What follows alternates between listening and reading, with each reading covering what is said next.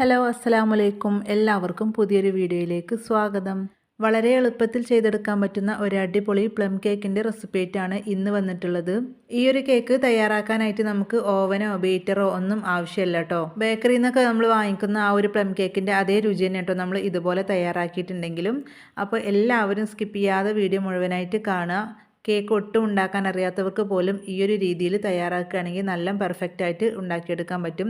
അപ്പോൾ ക്രിസ്മസ് ഒക്കെയാണ് വരുന്നത്. അപ്പോൾ അതുകൊണ്ട് തന്നെ ഇനി കടയിൽ നിന്നൊന്നും പ്ലം കേക്ക് വാങ്ങേണ്ട ആവശ്യമില്ല കേട്ടോ. ഇതുപോലെ വീട്ടിൽ നമുക്ക് സിമ്പിളായിട്ട് ഉണ്ടാക്കിയെടുക്കാൻ പറ്റും. നല്ല പഞ്ഞി പോലെ സോഫ്റ്റ് ആയിട്ടുള്ള ഒരു അടിപൊളി കേക്കാണ് കേട്ടോ. അപ്പോൾ നമുക്ക് ഇതെങ്ങനെ ഉണ്ടാക്കിയെടുക്കാം നോക്കാം. അതിന് മുന്നേ നമ്മുടെ ചാനൽ ആദ്യമായിട്ട് കാണുന്നവരൊക്കെ ഉണ്ടെങ്കിൽ ഒന്ന് സബ്സ്ക്രൈബ് ചെയ്യുക. വീഡിയോ കണ്ടുകൊണ്ടിരിക്കുമ്പോൾ തന്നെ ഇഷ്ടപ്പെടുകയാണെങ്കിൽ ഒന്ന് ലൈക്ക് ചെയ്ത് സപ്പോർട്ട് ചെയ്യാം. അപ്പോൾ നമുക്ക് നേരെ വീഡിയോയിലേക്ക് പോകാം. ഈ ഒരു പ്ലം കേക്ക് തയ്യാറാക്കാനായിട്ട് ആദ്യം തന്നെ നമുക്ക് പഞ്ചസാര ഒന്ന് ക്യാരമൽ ചെയ്തെടുക്കണം. അപ്പോൾ പഞ്ചസാര നമ്മൾ ക്യാരമൽ ചെയ്തെടുക്കാൻ വേണ്ടിയിട്ട് എടുക്കുന്ന പാത്രം അത്യാവശ്യം നല്ല കട്ടിയുള്ള പാത്രം എടുക്കണം കേട്ടോ. ഇപ്പോൾ അതാ ഒരു പാത്രം വെച്ചിട്ടുണ്ട്. നല്ലപോലെ ചൂടായതിന് ശേഷം മീഡിയം ഫ്ലെയിമിലേക്ക് ഇട്ട് കൊടുത്തിട്ട് അതിലേക്ക് ഞാനൊരു 6 ടേബിൾ സ്പൂണോളം പഞ്ചസാരയാണ് ഇട്ട് കൊടുത്തിട്ടുള്ളത്. പഞ്ചസാര നമ്മൾ ഇട്ട് കൊടുക്കുമ്പോൾ ഇതുപോലെ പരത്തിയിട്ട് വേണം കേട്ടോ ഇട്ട് കൊടുക്കാനും. ഇനി ഇത് നല്ലപോലെ ഒന്ന് മെൽറ്റായിട്ട് വരണം. അപ്പോൾ ആ ഒരു സമയം വരെ നമ്മൾ തവി വെച്ചിട്ടൊന്നും ഇളക്കി കൊടുക്കരുതേ. ചെറിയ രീതിയിൽ മെൽറ്റായിട്ട് വരുമ്പോൾ പാനത ഇതുപോലെ ഒന്ന് ഇടയ്ക്കിടയ്ക്കൊന്ന് ഇളക്കി കൊടുത്താൽ മതി. എന്നിട്ട് മുഴുവനായിട്ട് മെൽറ്റായിട്ടുണ്ടെങ്കിൽ മാത്രം നമുക്ക് തവി വെച്ചിട്ട് ഇളക്കി കൊടുക്കാം കേട്ടോ. ഞാനിവിടെ അത്യാവശ്യം നല്ല രീതിയിൽ തന്നെ പഞ്ചസാര മെൽറ്റായതിൻ്റെ ശേഷം മാത്രമാണ് കേട്ടോ ഇളക്കി കൊടുത്തിട്ടുണ്ടായിരുന്നത്. അപ്പോൾ അതാ പഞ്ചസാരയൊക്കെ നല്ലപോലെ ഉരുകി വന്നിട്ടുണ്ട്. ചെറുതായിട്ടൊന്ന് കളർ മാറിയിട്ടുണ്ട്. ഇതുപോലെ ആയി കിട്ടിയിട്ടുണ്ടെങ്കിൽ പിന്നെ നമുക്ക് ഏറ്റവും ലോ ഫ്ലെയിമിലേക്ക് ഇട്ട് കൊടുക്കാം. ഇനി ഫ്ലെയിം കൂട്ടി വെച്ചിട്ടുണ്ടെങ്കിൽ ഇത് പെട്ടെന്ന് കരിഞ്ഞു പോകും. അപ്പോൾ അങ്ങനെ ആകുമ്പോൾ നമ്മുടെ കേക്കിൻ്റെ ആ ഒരു ടേസ്റ്റ് തന്നെ മാറും. ഇതിപ്പോൾ ചെറിയ രീതിയിലൊന്നും കളർ മാറിയിട്ട് കിട്ടിയിട്ടുണ്ട്. അപ്പോൾ ഒന്നും കൂടി നമുക്ക് കളർ മാറി കിട്ടണം കേട്ടോ. അപ്പോഴേ കേക്കിന് കുറച്ച് കളർ ഉണ്ടാവുള്ളൂ. ഇത് നമ്മൾ 1 മിനിറ്റും കൂടി ഇതുപോലെ തന്നെ ഒന്ന് ഇളക്കി കൊടുക്കുമ്പോഴേക്കും ഇതൊന്ന് പതഞ്ഞ് വരും. അപ്പോൾ ആ ഒരു സമയം വരെ നമുക്ക് ഇതേ രീതിയിലൊന്ന് ഇളക്കി കൊടുക്കാം. ഇപ്പോൾ അതാ കുറച്ച് പതഞ്ഞ് വന്നിട്ടുണ്ട്. അപ്പോൾ ഒന്നും കൂടി കളറൊന്ന് മാറി കിട്ടിയിട്ടുണ്ട് കേട്ടോ. അപ്പോൾ ഇതാണ് ഇതിൻ്റെ പാകം. ഇനി ഒരുപാട് സമയം നമ്മൾ വെച്ചിട്ടുണ്ടെങ്കിൽ നല്ല ഡാർക്കാവും. അപ്പോൾ പിന്നെ ഒരു കയ്പ്പ് ടേസ്റ്റ് വരും. ഇനി ഇതിലേക്ക് നമുക്ക് വെള്ളം ഒഴിച്ചു കൊടുക്കാം കേട്ടോ. അപ്പോൾ ഞാനൊരു 3/4 കപ്പോളം വെള്ളം ഒഴിച്ചു കൊടുക്കുന്നുണ്ട്. ഇതിലേക്ക് നമ്മൾ ഒഴിച്ചു കൊടുക്കുന്ന വെള്ളം തിളച്ച വെള്ളം ഒഴിച്ചു കൊടുക്കുകയാണെങ്കിൽ ഏറ്റവും നല്ലതാണ്. വെള്ളം ഒഴിച്ചു കൊടുക്കുന്ന സമയത്ത് പ്രത്യേകം ശ്രദ്ധിക്കുക കേട്ടോ. കയ്യിലേക്കൊക്കെ തെറിക്കാൻ ചാൻസ് ഉണ്ട്. അപ്പോൾ അതുകൊണ്ട് തന്നെ കുറച്ച് വിട്ട് നിന്നിട്ടൊക്കെ ഒഴിച്ചു കൊടുക്കാം. അല്ലെങ്കിൽ ഫ്ലെയിം ഓഫ് ചെയ്തതിന് ശേഷം ഒഴിച്ചു കൊടുക്കുക. എന്നിട്ട് ഫ്ലെയിം ഓൺ ആക്കി കൊടുത്താൽ കേട്ടോ. അപ്പോൾ ഞാനിവിടെ ഫ്ലെയിം ഓഫ് ചെയ്തിട്ടാണ് കേട്ടോ ഒഴിച്ചു കൊടുത്തത്. എന്നിട്ട് ഇപ്പോൾ ഫ്ലെയിം ഓൺ ആക്കിയിട്ടുണ്ട്. ഇനി നമുക്ക് ഹൈ ഫ്ലെയിമിൽ ഇട്ട് കൊടുക്കാം കേട്ടോ. എന്നിട്ട് ഇളക്കി കൊടുക്കാം. നമ്മളിതിലേക്ക് തിളച്ച വെള്ളം ഒഴിച്ചു കൊടുത്തുകൊണ്ട് തന്നെ പെട്ടെന്ന് തന്നെ ഇതൊക്കെ ഒന്ന് മെൽറ്റായിട്ട് കിട്ടും. പച്ചവെള്ളം വേണമെങ്കിലും ഒഴിച്ചു കൊടുക്കാം കേട്ടോ. അപ്പോൾ ഏറ്റവും നല്ലത് തിളച്ച വെള്ളം ഒഴിച്ചു കൊടുക്കുന്നതാണ്. അപ്പോൾ ഒരു 3/4 കപ്പോളാണ് ഞാനിവിടെ ഒഴിച്ചു കൊടുത്തിട്ടുള്ളത് കേട്ടോ.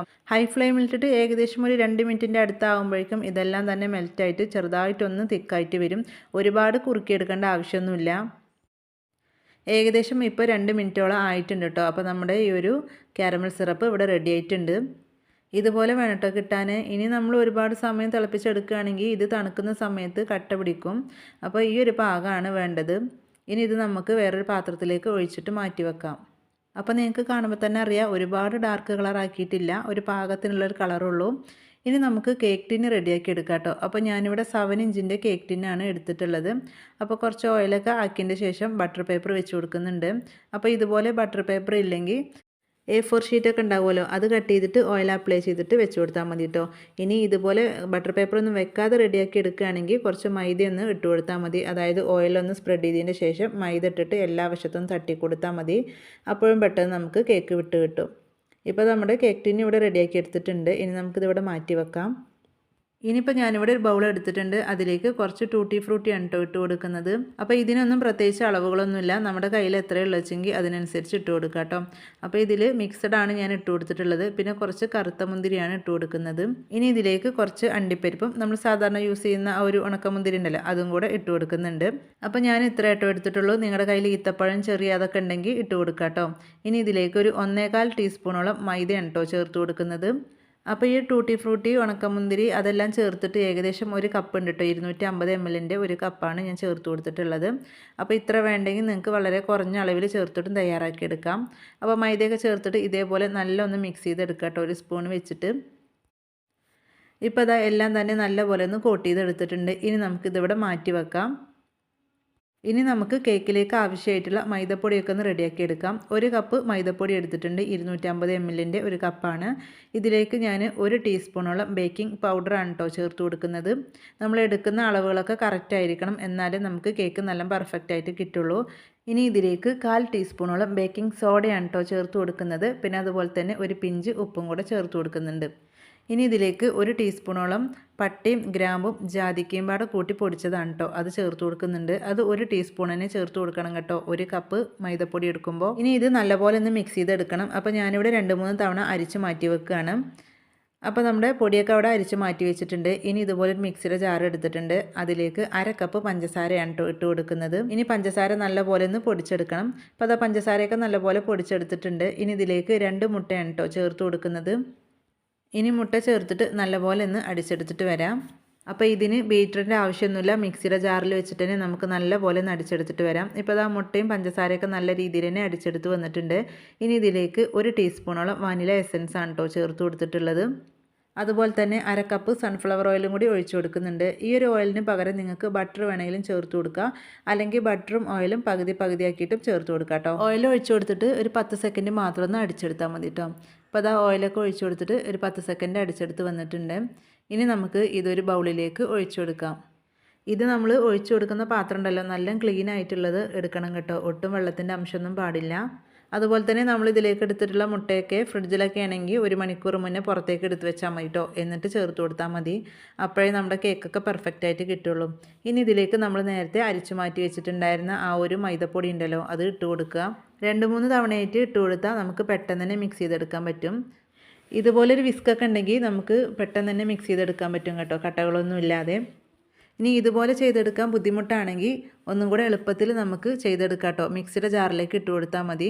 മുട്ടയുടെ മിക്സൊക്കെ നമ്മൾ റെഡിയാക്കി എടുത്തില്ലേ, അതിലേക്ക് തന്നെ മൈദപ്പൊടി ഇട്ട് കൊടുത്തിട്ട് ജസ്റ്റ് ഒന്ന് മിക്സ് ചെയ്തെടുത്താൽ മതി. ഇപ്പോൾ നമ്മൾ പകുതി ഇട്ട് കൊടുത്തിട്ടുണ്ടായിരുന്നു, ഇനി ബാക്കിയും കൂടി ഇതിലേക്ക് ഇട്ട് കൊടുക്കുന്നുണ്ട്. എന്നിട്ട് വീണ്ടും ഒന്ന് മിക്സ് ചെയ്തെടുക്കുക. ഇത് ഒരുപാട് ലൂസായിട്ടുള്ള ഒരു ബാറ്റർ അല്ല കേട്ടോ കിട്ടേണ്ടത്. സാധാരണ നമ്മൾ കേക്കിന് ഉണ്ടാക്കുന്ന ബാറ്ററിനേക്കാളും ഒന്നും കൂടെ തിക്കായിട്ടാണ് കിട്ടേണ്ടത്. ഇപ്പോൾ നമ്മൾ മുഴുവനായിട്ടും പൊടി ഇട്ട് കൊടുത്തിട്ട് നല്ല മിക്സ് ചെയ്ത് എടുത്തിട്ടുണ്ട്. അത്യാവശ്യം തിക്കായിട്ടൊരു ബാറ്ററാണ് കേട്ടോ അപ്പോൾ കിട്ടിയിട്ടുള്ളത്. ഇനി ഇതിലേക്ക് നമ്മൾ നേരത്തെ റെഡിയാക്കി വെച്ചിട്ടുണ്ടായിരുന്ന കാരമൽ സിറപ്പ് ഉണ്ടല്ലോ, അത് ഒഴിച്ചു കൊടുക്കുക കേട്ടോ. അപ്പോൾ അത് പകുതിയാക്കിയിട്ടാണ് ഞാൻ ഒഴിച്ചു കൊടുത്തിട്ടുള്ളത് കേട്ടോ. ആദ്യം കുറച്ച് ഒഴിച്ചു കൊടുത്തിട്ട് ഒന്ന് മിക്സ് ചെയ്തതിന് ശേഷം ബാക്കി ഒഴിച്ചു കൊടുത്തിട്ടുള്ളത്. കാരമൽ സിറപ്പ് ഒഴിച്ചു കൊടുത്തതിന് ശേഷം ഇതുപോലെ ഒന്ന് മിക്സ് ചെയ്തെടുക്കുക കേട്ടോ. ഒരുപാട് ഇട്ട് ഇളക്കി കൊടുക്കരുത് കേട്ടോ, ചെറിയ രീതിയിലൊന്ന് മിക്സ് ചെയ്തെടുത്താൽ മാത്രം മതി. പിന്നെ നമ്മൾ മിക്സ് ചെയ്യുമ്പോൾ ശ്രദ്ധിക്കേണ്ടത് ഒരേ രീതിക്ക് തന്നെ ഒന്ന് മിക്സ് ചെയ്തെടുക്കുക കേട്ടോ. ഇപ്പോൾ അത് കാരമൽ സിറപ്പൊക്കെ ഒഴിച്ചു കൊടുത്തിട്ട് നല്ലപോലെ മിക്സ് ചെയ്തെടുത്തിട്ടുണ്ട്. ഇപ്പോൾ ചെറിയ രീതിയിലൊന്ന് ലൂസായിട്ടുണ്ട് കേട്ടോ ബാറ്റർ, അപ്പോൾ അത് കുഴപ്പമില്ല. ഇനി ഇതിലേക്ക് നമ്മൾ നേരത്തെ റെഡിയാക്കി വെച്ചിട്ടുണ്ടായിരുന്ന ആ ഒരു ടൂട്ടി ഫ്രൂട്ടിൻ്റെ ഒക്കെ ഒരു മിക്സ് ഉണ്ടല്ലോ, അത് ഇട്ട് കൊടുക്കുക കേട്ടോ. എന്നിട്ട് ഇതുപോലെ ഒന്ന് മിക്സ് ചെയ്തെടുക്കുക. ഇത് മിക്സ് ചെയ്യുന്ന സമയത്ത് നമ്മുടെ കേക്കിൻ്റെ ബാറ്റർ കറക്റ്റ് പാകമായിട്ട് കിട്ടും കേട്ടോ, അത്യാവശ്യം തിക്കായിട്ട് വരും. ഇതിലേക്ക് ഇപ്പോൾ മുഴുവനായിട്ട് നമ്മൾ 1 കപ്പും 1.25 ടേബിൾ സ്പൂണും മൈദപ്പൊടി ചേർത്ത് കൊടുത്തിട്ടുണ്ട്. ഇപ്പോൾ ഇതാ ഡ്രൈ ഫ്രൂട്ട്സൊക്കെ ചേർത്തിട്ട് നല്ലപോലെ ഒന്ന് മിക്സ് ചെയ്ത് എടുത്തിട്ടുണ്ട് കേട്ടോ. അപ്പോൾ നിങ്ങൾക്ക് കാണുമ്പോൾ തന്നെ അറിയാം ഈ ഒരു ബാറ്ററിൻ്റെ പരുവം ഇതുപോലെ വേണം കേട്ടോ നമുക്ക് ലാസ്റ്റ് കിട്ടാൻ. നമ്മൾ സാധാരണ രീതിയിൽ കേക്ക് തയ്യാറാക്കുമ്പോൾ ഉണ്ടാക്കുന്ന ബാറ്ററിനേക്കാളും കുറച്ചും കൂടെ തിക്കായിട്ട് വേണം ഈ ഒരു പ്ലം കേക്ക് റെഡിയാക്കി എടുക്കുമ്പോൾ ഉണ്ടാക്കുന്ന ബാറ്ററിന്. അത് പ്രത്യേകം ശ്രദ്ധിക്കുക, അപ്പോഴേ കറക്റ്റായിട്ട് കിട്ടുള്ളൂ. ഇപ്പോൾ ബാറ്റർ ഇവിടെ റെഡി ആയിട്ടുണ്ട്. ഇനി നമുക്കിത് കേക്ക് ടിന്നിലേക്ക് ഒഴിച്ചു കൊടുക്കാം. അപ്പോൾ ഈ ഒരു കേക്ക് ടിന്നിക്ക് ഇത് നമ്മൾ ഒഴിച്ചു കൊടുക്കുമ്പോൾ നിങ്ങൾക്ക് കാണാൻ പറ്റും കേട്ടോ ഇതിൻ്റെ ആ ഒരു കറക്റ്റ് പരുവം. അപ്പോൾ ആദ്യമായിട്ടൊക്കെ കേക്ക് തയ്യാറാക്കുന്നവർക്കൊക്കെ അറിയാൻ വേണ്ടിയിട്ടാണ് കേട്ടോ ഇത്രയും ഡീറ്റെയിൽസ് ആയിട്ട് പറയുന്നത്. ഇതുപോലെ വേണം നമ്മുടെ ഈ ഒരു ബാറ്റർ കിട്ടാനും. ഇനി ഇത് 3-4 തവണ ഇതുപോലെ ഒന്ന് ടാപ്പ് ചെയ്ത് കൊടുക്കുക. അപ്പോൾ ഇത് ആ ഒരു എയർ ബബിൾസൊക്കെ ഒന്ന് പോയിട്ട് കിട്ടും. അപ്പോൾ ഞാനിവിടെ ഇതുപോലെ വലിയൊരു പാത്രത്തിലാണ് കേട്ടോ കേക്ക് ബേക്ക് ചെയ്തെടുക്കുന്നത്. അത്യാവശ്യം അടി കട്ടിയുള്ള പാത്രം എടുക്കുക കേട്ടോ. എന്നിട്ട് ഒരു 10 മിനിറ്റ് മുന്നേ തന്നെ ഇത് നല്ലപോലെ ഒന്ന് ചൂടാക്കി എടുക്കുക. ഇനി ഇതിലേക്ക് നമുക്ക് വെച്ച് കൊടുക്കാം. നിങ്ങൾക്ക് കുക്കറിൽ വേണമെങ്കിലും തയ്യാറാക്കി എടുക്കാം കേട്ടോ. ഇനി ഇതിൻ്റെ മുകളിൽ കുറച്ച് അണ്ടിപ്പരിപ്പൊക്കെ വെച്ച് കൊടുക്കുന്നുണ്ട് കേട്ടോ. അപ്പോൾ കാണാനൊരു ഭംഗിക്ക് വേണ്ടിയിട്ടാണ്. അപ്പോൾ ഒരുപാടൊന്നും വെച്ച് കൊടുക്കുന്നില്ല, വളരെ കുറഞ്ഞ അളവിൽ തന്നെയാണ് വെച്ച് കൊടുക്കുന്നത്. സാധാരണ രീതിയിൽ പ്ലം കേക്കൊക്കെ തയ്യാറാക്കുമ്പോൾ ഓറഞ്ചിൻ്റെ എസൻസ് അല്ലെങ്കിൽ ഓറഞ്ചിൻ്റെ ജ്യൂസ്, ഓറഞ്ചിൻ്റെ തൊലിയൊക്കെ ഗ്രേറ്റ് ചെയ്തിട്ടൊക്കെ ചേർത്ത് കൊടുക്കും. അപ്പോൾ അതൊന്നും ഇതിൽ ഞാൻ ചേർത്ത് കൊടുത്തിട്ടില്ല, എന്നാലും നല്ല ടേസ്റ്റാണ് ഈ ഒരു കേക്കിന്. അപ്പോൾ അതാ കേക്കിൻ്റെ മുകളിൽ അണ്ടിപ്പരിപ്പൊക്കെ വെച്ച് കൊടുത്തിട്ടുണ്ട്. ഇനി കുറച്ച് ടൂട്ടി ഫ്രൂട്ടിയും കൂടി ഇട്ട് കൊടുക്കുക കേട്ടോ. അപ്പോൾ ഇതൊക്കെ ഇങ്ങനെ ഇട്ട് കൊടുക്കുമ്പോൾ കേക്ക് ബേക്കായി വരുന്ന സമയത്ത് കാണാൻ നല്ല ഭംഗി ഉണ്ടാവും. ഇപ്പോൾ അതാ എല്ലാം ഇട്ട് കൊടുത്തിട്ടുണ്ട്. ഇനി നമുക്കിത് അടച്ച് വെച്ചിട്ട് ബേക്ക് ചെയ്തെടുക്കാം. ഇത് നമ്മൾ അടച്ച് വെച്ചതിന് ശേഷം ഇതിൻ്റെ മുകളിലൊരു വെയിറ്റ് വെച്ച് കൊടുക്കാം. എന്നാൽ ഇതിൻ്റെ മുകൾ വശം താഴ്വശമൊക്കെ ഒരേ രീതിയിൽ കേക്ക് ബേക്കായിട്ട് വരുള്ളൂ. അടച്ച് വെച്ചിട്ട് ഏകദേശം ഒരു 45-50 മിനിറ്റ് വരെ നമ്മളിന്ന് ബേക്ക് ചെയ്യാൻ വേണ്ടിയിട്ട് വെക്കണം കേട്ടോ. എന്നാൽ ഇത് കറക്റ്റായിട്ട് ബേക്കായിട്ട് കിട്ടുള്ളൂ. ഞാനിവിടെ ഒരു 50 മിനിറ്റിൻ്റെ അടുത്ത് തന്നെ വെച്ചിട്ടുണ്ട് കേട്ടോ. അപ്പോഴേക്കും ഇത് റെഡി ആയിട്ട് കിട്ടിയിട്ടുണ്ട്. ആദ്യം ഒരു 10 മിനിറ്റോളം മീഡിയം ഫ്ലെയിമിൽ ഇട്ട് കൊടുക്കുക. എന്നിട്ട് എത്രത്തോളം സമയം ഇത് ബേക്കാകാനുണ്ട് അത്രയും സമയം ലോ ഫ്ലെയിമിൽ ഇട്ട് കൊടുക്കുക കേട്ടോ. ഇത് ബേക്കായോ എന്ന് നോക്കാം. നമുക്ക് ഇതുപോലെ ഒന്ന് കുത്തി നോക്കിയാൽ മതി. സെൻറ്ററിലും സൈഡിലും ഒക്കെ ഒരേപോലെ ഒന്ന് കുത്തി നോക്കുക കേട്ടോ. അപ്പോൾ എല്ലാ വശം ഒരേ രീതിയിൽ തന്നെ കുക്കായിട്ട് കിട്ടിയിട്ടുണ്ട്. അപ്പോൾ ഒരു 50 മിനിറ്റ് ആയപ്പോഴേക്കും നമുക്കിത് റെഡി ആയിട്ട് കിട്ടിയിട്ടുള്ളത് കേട്ടോ. അപ്പോൾ ഓരോരുത്തരുടെ ഫ്ലെയിമിനനുസരിച്ചായിരിക്കും കുക്കി സമയമൊക്കെ. ഇപ്പോൾ ഇതാ കുറച്ച് തണുത്ത് വന്നിട്ടുണ്ട്. ഇനി നമുക്ക് ബട്ടർ പേപ്പറൊക്കെ ഒന്ന് മാറ്റാം. അത്യാവശ്യം നല്ല രീതിയിൽ തണുത്തിട്ട് എടുക്കുകയാണ് ഏറ്റവും നല്ലത്.